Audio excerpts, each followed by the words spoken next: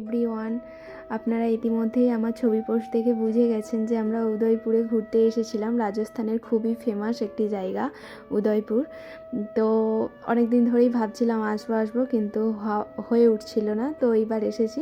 তো আমাদের প্রথম দিনের উদয়পুরের প্রথম দর্শনীয় স্থান ছিল কার্নিমাতা টেম্পল। তো এই কার্নিমাতা টেম্পলে যেতে গেলে দুটো রাস্তা আছে, একটা রোপওয়ে আর একটা সিঁড়ি দিয়ে। তো আমাদের সাথে যেহেতু বাচ্চারা আছে তাই আমরা রোপওয়ে দিয়েই যাচ্ছিলাম। তো ভাবলাম যে আপনাদের সাথে ছোট ছোট রিলস হিসেবে শেয়ার করব এইসব দর্শনীয় স্থানগুলো, তাই আপনাদের সাথে শেয়ার করছি। আপনারা তো দেখলেন যে রোপওয়ে দিয়ে যেতে যেতে কত সুন্দর একটা ভিউ পাওয়া যায়। ঠিক আছে, তো এখান থেকে অনেক কিছু দেখা যায়, পুরো উদয়পুর সিটিটাই বলতে পারেন দেখা যায়। সেটা আপনাদেরকে পরে দেখাচ্ছি।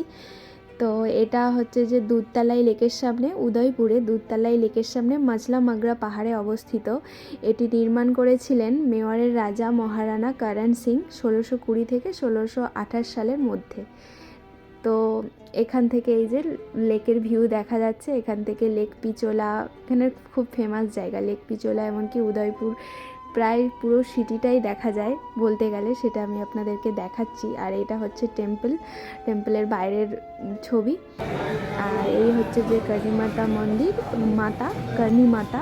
এখানে এই মাতাকে অনেকে দুর্গা নামেও পুজো করে। ঠিক আছে, আর এটা হচ্ছে যে কার্নিমাতার পদচিহ্ন। তো যাই হোক, এখন আগে কিছু প্রণামী দিয়ে দিচ্ছে প্রণামী বাক্সে, তারপরে আমরা এখান থেকে বেরিয়ে যাব।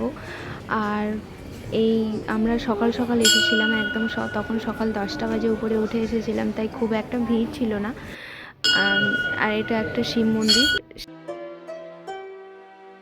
আর এটা হচ্ছে যে নামার দৃশ্য। আমি ভাবলাম যে নামার সময় একটু ভিডিও করে নিই। তো এখান থেকে পুরো মানে উদয়পুর সিটিটাই দেখা যাচ্ছিল আমার মনে হয়। তো দারুণ লাগছিল ভিউটা, তাই আপনাদের সাথে শেয়ার করলাম একটা ছোট্ট ভিডিওর মাধ্যমে। কেমন লাগলো আপনাদের জানাবেন। যদি কখনো এখানে মানে ঘুরতে আসেন তাহলে কিন্তু অবশ্যই এই মন্দিরটায় আসবেন, কার্নিমাতা টেম্পল, দুধতলাই লেকের সামনে মাছরা মাগরা পাহাড়ে অবস্থিত।